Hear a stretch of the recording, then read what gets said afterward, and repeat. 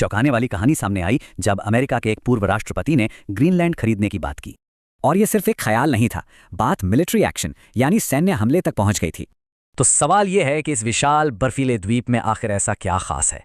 सबसे पहले ये दुनिया का सबसे बड़ा द्वीप है। जी हाँ, सबसे बड़ा।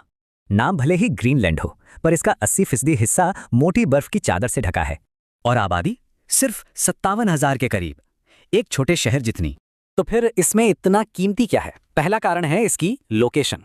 एक डर यह है कि अगर अमेरिका का कंट्रोल नहीं हुआ तो चीन या रूस जैसे देश यहां आ सकते हैं।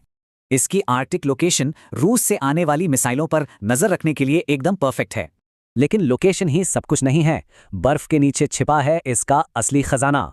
यहां बात हो रही है रेयर अर्थ मिनरल्स की, यानी बेहद कीमती दुर्लभ खनिजों की।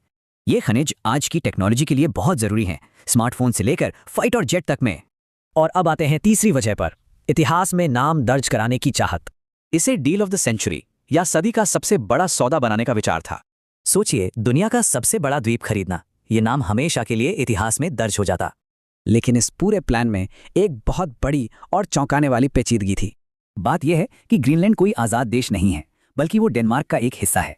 और यहीं पर कहानी उलझ जाती है, क्योंकि डेनमार्क तो अमेरिका का एक खास नाटो सहयोगी है।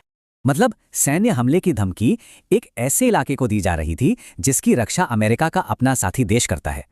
ये सब देखकर एक ही सवाल मन में आता है, जियोपॉलिटिक्स में क्या कोई परमानेंट दोस्त होता है या सिर्फ परमानेंट इंटरेस्ट?